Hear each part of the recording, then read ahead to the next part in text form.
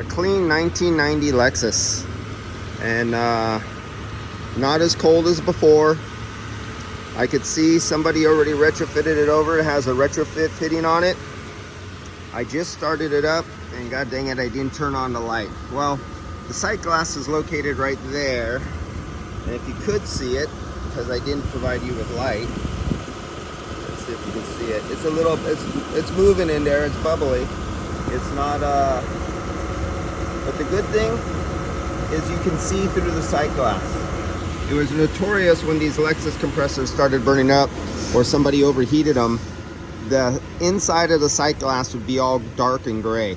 So that one still, it has a little amber color to it. So that's a little moisture, a little contamination, but not bad. And it hasn't roasted. So that's good that I could see through that. The old tattletale, really slow leak. Right up there, there is that oil return balancing, or the balancing tube up there. Little tiny arrow, super slow, nothing big. Those were notorious for having a little seep from them. I think somebody already corrected the leak, because I'm looking at the top of the compressor right there, and it's really clean. Unless someone cleaned it off for some other reason. Okay, see where it says S? And you see that other one right there, the two fittings on top? They're dust free and clean. So it's like, that was notorious for those O-rings or the top plate manifold. It was that like 6-sided or 8-sided, 6-sided big O-ring with the cross section would leak. And somebody must have changed that already at one time in its life. So we have the 2 electric fans. We have a mechanical fan. And I haven't even hooked up gauges. I don't need to. I've done so many of these. They used to be notorious so much for leaking out that top plate gasket over there. I used to do these things in my sleep. I've done so many of them.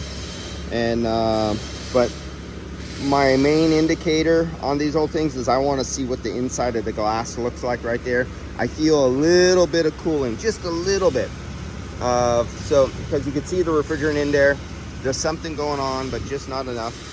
So I'll recover this one and I'll put it on my big vacuum pump, and I'll dry our system out really good, and I'll leave it on an extra long time to try to get as much moisture out of this old system as possible.